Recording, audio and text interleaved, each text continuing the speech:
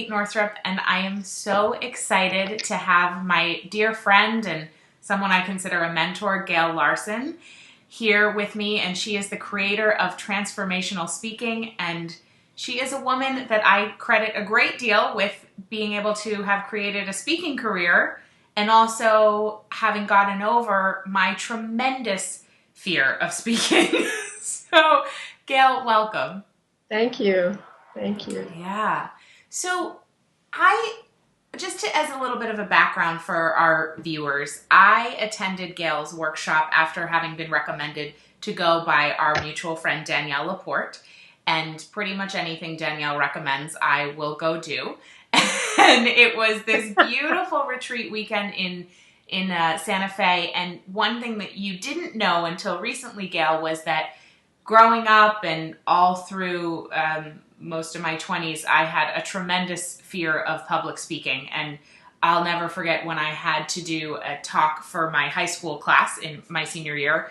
I actually woke up that morning and I literally couldn't walk. Like, my right leg would not move.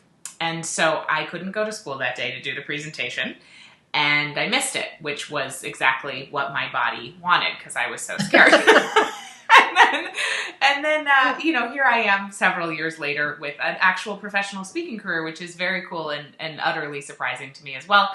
But part of that was working with you and going through your work about finding what's called our home zone and really tuning into our own voice and our own story. And I think that you're just such a brilliant teacher of storytelling.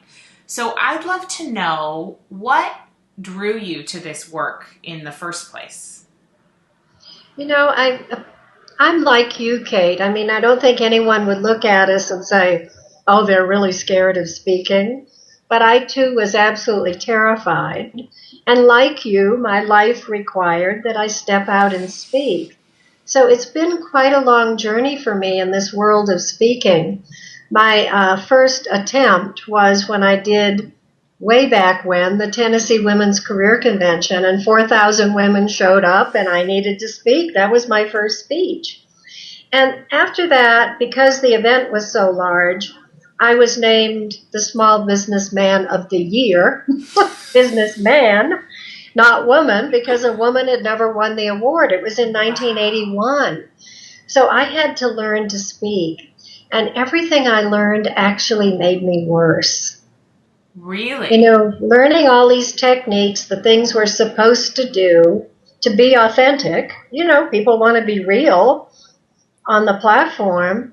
But all these skills and techniques and the way we approach it actually come across externally and internally as kind of phony.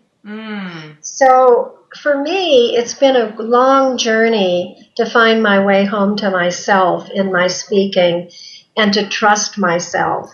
And I think you and I, because of our difference in ages, show it doesn't have to do with age. It has to do with self-trust. Yes. So, yeah, it's very different than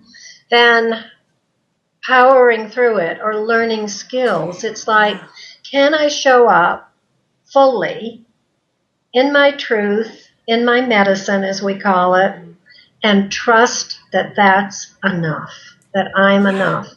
Yeah. And I think for most of us, trusting we're enough is quite a journey. And that's the thing that makes all the difference, because I remember I took a public speaking class in college, and it was wonderful. So I'm not bashing that class, but we learned all these different types of speeches. So we learned this is how you do an extemporaneous one, and this is how you do a call to action one, and this is how you do all these different things. And I always had notes, and we had to speak behind a podium, and I was always incredibly nervous. And when I came to you, what was so cool is that I felt as though you gave me permission to peel off all of those layers and show up as me, and that was not only enough, that's better. Like better and what you were looking for or what and what resonates with people. And that's what I found time and time again. So what would you say are some of the biggest mistakes that people make, or what are some of those layers and some of those things that you had to unlearn as you came home to yourself as a speaker? I think there's this message we get that there's a way to do it, and I don't know what it is. And so if we can throw that out and find our way, because that's what people want, we're there because they want us. Yeah. And if we're putting layers of technique and how it's supposed to be done on top of that authentic, amazing expression that each of us contains and can express, we're really not giving an audience the benefit of our true gift. Mm-hmm. So that goes back to the self-trust. And it doesn't mean we're not skilled. It doesn't mean we don't have techniques, but techniques seem to me to come after we found that home zone. Yeah. When we found our way, because when we find our way and we're home, what actually happens is the skills fall into place. Mm-hmm. So it's not a course where we're tracking how many times you say or ah. The truth is, when you're home, your audience doesn't notice that. Yeah. We only notice it when we're lost and are fumbling. Mm.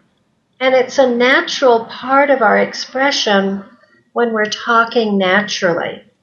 This fear thing, as I've talked to you about, is understanding that when it isn't our natural inclination to get up and speak to thousands of people, that our body has to get ready for the experience of rising up and getting bigger and having the energy available to us to do it. Fritz Perls says, fear is excitement without the breath. And if we can use that energy as excitement and breathe with it so that our presence is larger and can reach out to more people, it's actually a benefit.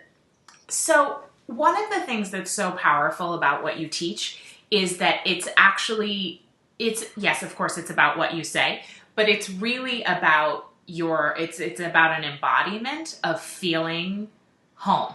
And I have done talks where I feel I'm in my home zone and where I don't. And it's a very distinct difference, and it's not a thought pattern. It's not an experience in my head. It is a physical experience, and that's what I think is so different about what you teach versus other speaking techniques or speaking courses or whatever, that it's actually a physical feeling. So can you talk a little bit more about what's important about the body in transformational speaking?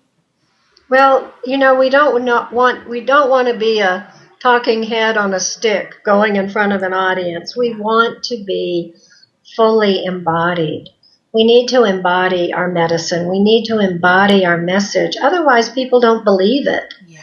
So if we're leaving our body behind, it becomes just facts and information, which is the comfort zone. Mm-hmm. The home zone is the story, it's the emotion, which comes up in the body.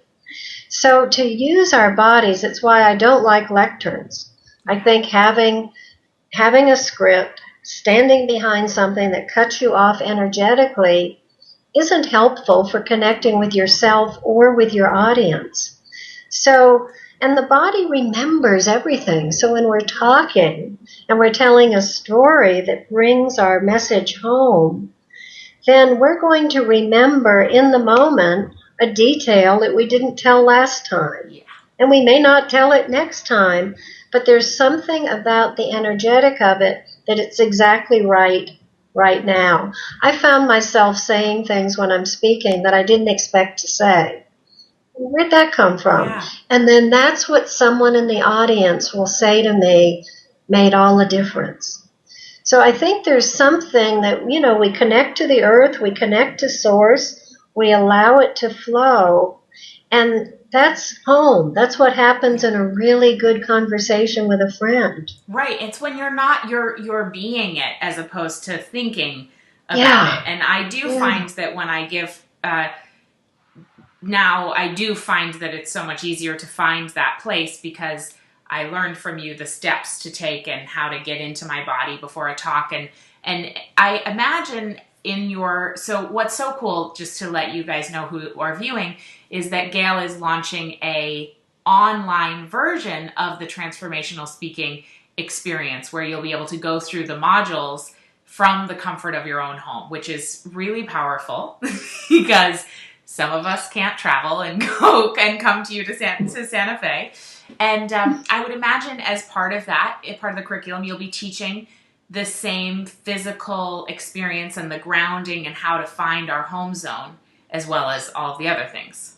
Actually, all 7 modules start with a video of how to get home. Oh, perfect. Because, So you'll be...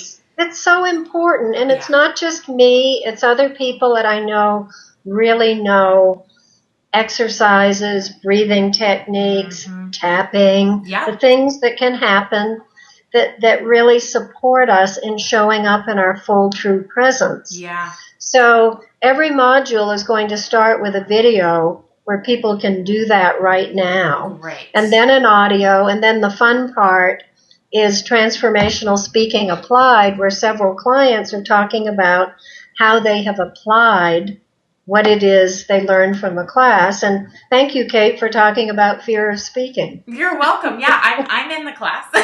And I'm just so excited to present this information because a lot of people will come to me and say, how did you become a speaker? And I want to become a speaker. And how do I do that? And, I think one of the things you need to do is just start speaking. But then also to actually have the tools and the techniques to get your message out. Because the other thing that I found was interesting, when I came to see you, Gail, I was actually totally unclear on what my message was. And I know that you've said that some people come to your work and they think they know what their message is, but then as they go through it, something else reveals itself. Why do you think that is, or what happens there? Because we take the time. Yeah. We're so used to, well, this is good enough. Yeah. It's worked before, Yeah. but it's old and it's not interesting to us anymore. And we get in jet lag about who we've become in our lives, and it's just time to catch up. Wow. So the 4-day immersion, we catch up, and we only work with material that's alive for us, not old stuff. So the online course is, action guide, journaling, deep questions, all the things we do in Santa Fe, Yeah. but it will take the personal discipline to actually go through it. And I'm recommending, we have our circle of friends when we do the class. I'm asking people to create their own circle of friends if they can, because then they're self-videos, they can work with each other and get feedback and support.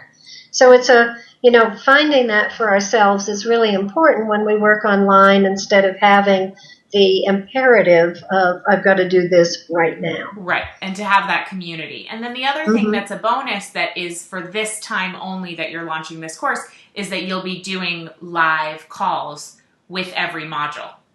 7 weeks, starting on April 14th. Yeah. So that way, whatever's going on, if people can do a module a week, then we're very current. I can support whatever questions. I can do group coaching. I think it's going to be really valuable and save the week it takes to come to Santa Fe. Exactly. Which, I don't discourage that. No, that's amazing too. If you can go to Santa Fe, go to Santa Fe. But if, and there are some people who their life just requires that they be at home or timing or, whatever.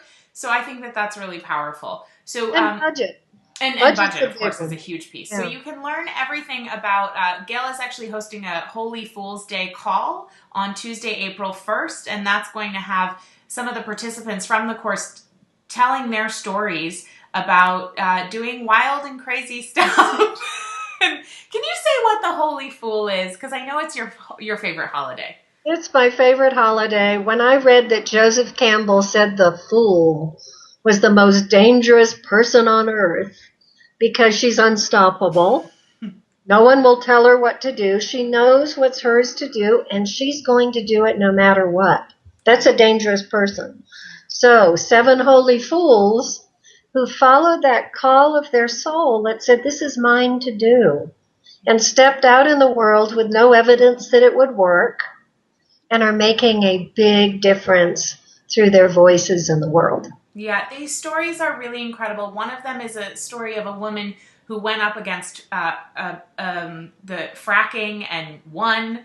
And one of them is the woman who created Birth, the play, which is really phenomenal, but then what she developed into, which is her work now, which is more alive. It's really amazing. So you're going to want to hop on that. That's for free, and you can grab that at the link below. And then also learn more about Gail's course, Transformational Speaking, which is open for enrollment now. And I obviously can't recommend it highly enough. And I'd love to know for you, Gail, in closing, 2 last questions, which I love to ask. One of them is, what are you doing right now in your life that you're afraid of, but that you're doing anyway? This course. Yeah. The technology has taken me to my knees. It has been such a big learning curve. So that's been, it's a step at a time, just like most things. We get a vision, and then we have to take that first fierce step, and we may fall flat on our faces, which I've done a few times. And then it's rebuilding the team and getting the right people to get to this point. So that's been a big learning curve and scary for me, because I am a woman of a certain age, and that certain age, I used to type. Yeah. I didn't, computers came into my professional life much later. So all of the technology is a big stretch for me. I just really want to applaud you for taking that stretch, because I love the online world, and it's sort of more second nature to me. And I've talked to so many people from other generations who have a block about it, and they just say no. So I really want to just congratulate you for saying yes. Like, it's just so amazing, because now so many people are going to have this work who wouldn't have been able to. And it's just really beautiful, the service that you're doing. By you going out there and being scared and doing it anyway, you're providing such a service to thousands of people who would not have had access before. So then I'll give you a personal one. I just bought a little motorhome. You did? Yes. And I had no idea what I was getting into. Fortunately, my sister and brother-in-law met me in California to drive it back to Santa Fe. And I saw all that I had to learn. Yeah. So, but I'll do it, but it's great. again. Where do you want to go? Where's your first trip, do you think? Well, my first trip was down the California coast, which was wonderful. Yeah.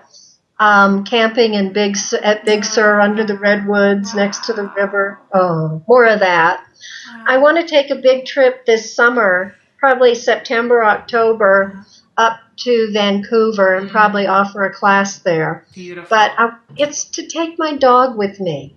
Travel is hard, but if I can have my little dog with me, it's easier. That's awesome. I love that. Well, maybe this question will be connected to that. But when do you feel the most free?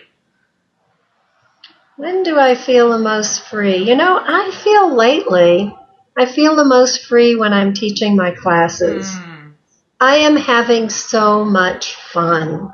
I look at who shows up, the breadth of interest, the real passion for change. And everyone's so different. And I've been doing my work long enough now that is my home zone.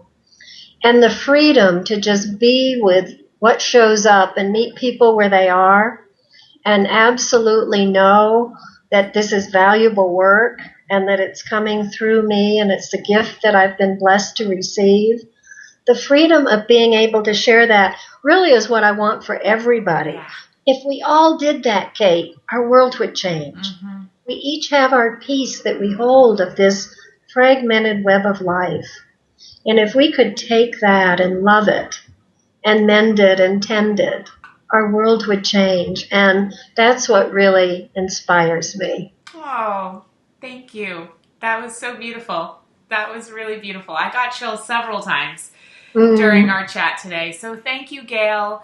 I so appreciate you coming to share your work. I just appreciate everything you've done, and it's changed my life dramatically. So thank you. And for those of you watching, please check out The Holy Fool's Call and check out Gail's work and her course and her beautiful book, and just to become a part of Gail's world, because it's really magical. Thank you. Thank you. Bye, Kate. Bye, everyone.